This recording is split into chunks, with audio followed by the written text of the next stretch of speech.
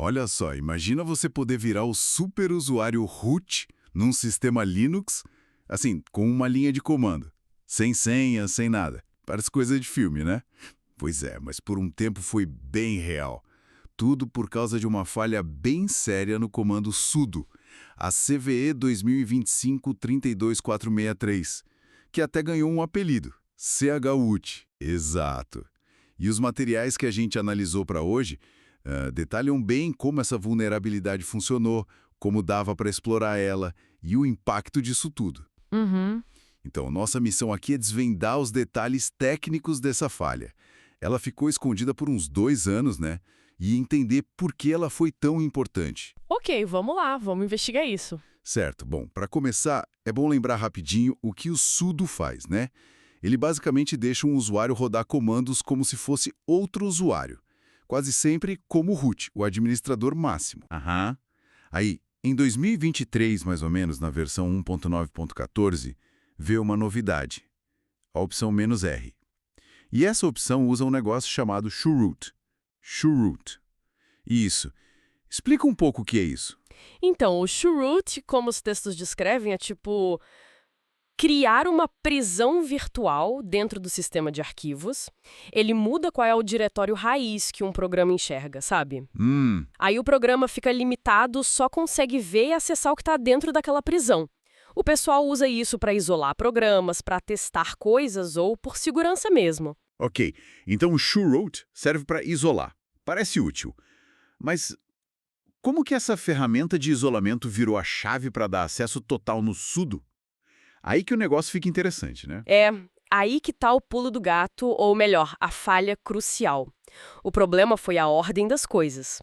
Nas versões do sudo que tinham a falha, da 1.9.14 até a 1.9.17, quando você usava o "-r", Sim. O comando primeiro fazia a operação de chroot, ou seja, ele entrava na tal prisão. Só depois é que ele ia verificar se o usuário tinha permissão lá no arquivo etc sudoers, ou pedir a senha. Peraí, deixa eu ver se eu entendi. Ele entrava na cela já com a chave mestra, digamos assim, como root, antes de perguntarem quem ele era ou se ele podia entrar ali. Exatamente isso. Nossa, isso já soa como um problemão. Pois é. Essa inversão que parece pequena abriu a porta toda. As fontes que a gente viu indicam que, por causa dessa ordem errada, toda a parte de autenticar, de verificar permissão, era simplesmente pulada. Polada? Como assim? Em certas condições, usando o "-r", o sudo já estava rodando com privilégios de root dentro de um ambiente que, bom, que poderia ser controlado pelo atacante, né? Antes de validar qualquer coisa. Tá, entendi. O sudo entra como root na prisão que o atacante controla. Ok. Mas e aí? Como que isso vira controle total do sistema? Ainda parece que falta um passo, sabe? Falta. A peça que falta é justamente esse controle do ambiente. Como é o atacante que diz qual diretório vai ser a prisão do chroot, ele consegue preparar esse diretório antes. Ah, preparar como? Ele pode colocar o que ele quiser lá dentro antes de rodar o comando sudo, qualquer arquivo. E aí entra a parte inteligente do ataque. Ele coloca arquivos de configuração falsos lá dentro. Arquivos falsos que o sudo, mesmo rodando como root, vai ler. Isso, porque mesmo como root, o sudo ainda precisa de informações do sistema. E aí entra o NSS, o Name Service Switch. NSS. Simplificando muito, o NSS é tipo o guia do Linux para achar informações. Dados de usuário, nome de máquina, essas coisas. Ele olha num arquivo, o etc nsswitch.conf, para saber onde buscar cada tipo de informação. Ok? Um BIA. Então, dentro da prisão shroud que o atacante preparou, ele coloca um arquivo etc nsswitch.conf falso. Ah, sacou. Quando o sudo, já rodando como root e dentro desse ambiente manipulado, precisa de alguma informação e consulta o NSS. Por exemplo, se você tenta rodar um comando que nem existe ali dentro. Ele leu o arquivo do falso? Exato, ele lê o arquivo falso do atacante.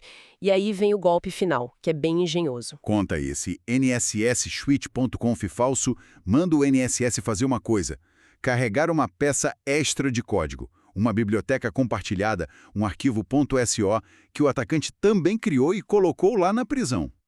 Uma biblioteca maliciosa, imagino. Claro, e essa biblioteca tem um truque.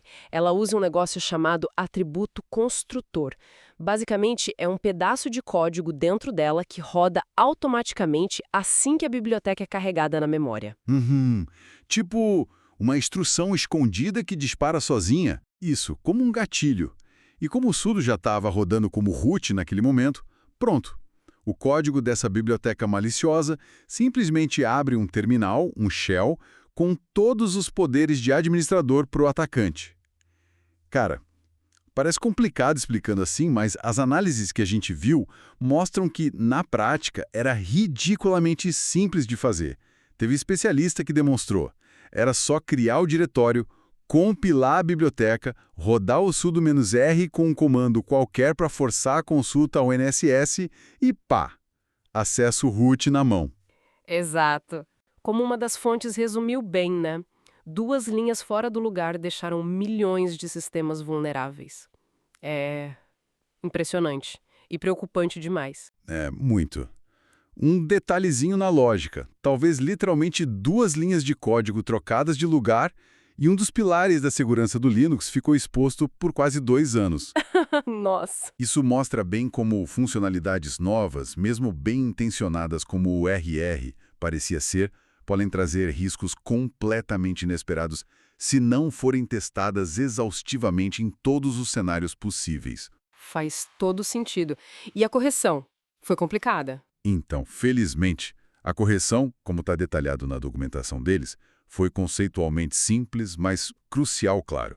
Basicamente, eles só inverteram a ordem de volta para o jeito certo. Ah, o óbvio, né? Garantiram que a autenticação do usuário, a checagem lá no etc. sudoers, tudo isso aconteça antes de qualquer operação de chroot. Desse jeito, o sudo só entra no ambiente potencialmente controlado depois de ter certeza de quem está pedindo e se essa pessoa pode fazer aquilo. Bom, então, resumindo a ópera. Um erro na sequência dos passos, ao adicionar um recurso novo numa ferramenta super importante como o sudo, abriu uma brecha gigantesca. Permitiu que qualquer usuário comum pudesse virar superusuário sem esforço nenhum. Fica bem claro o estrago que um detalhe lógico pode causar. Exatamente. E isso deixa a gente com uma reflexão importante, eu acho, né? Se a gente pensar na simplicidade do erro, conceitualmente falando, e da correção, e comparar com o impacto gravíssimo num software que está em todo lugar. O que esse incidente todo nos diz sobre o desafio que é auditar e testar a segurança de software crítico hoje em dia? Principalmente quando a gente vai adicionando mais e mais camadas de complexidade com funções novas. É verdade. Como é que a gente garante que a ordem das operações, uma coisa que parece tão básica, seja sempre rigorosamente validada nesses sistemas que são a base de tanta coisa que a gente usa? É algo para a gente continuar pensando, com certeza.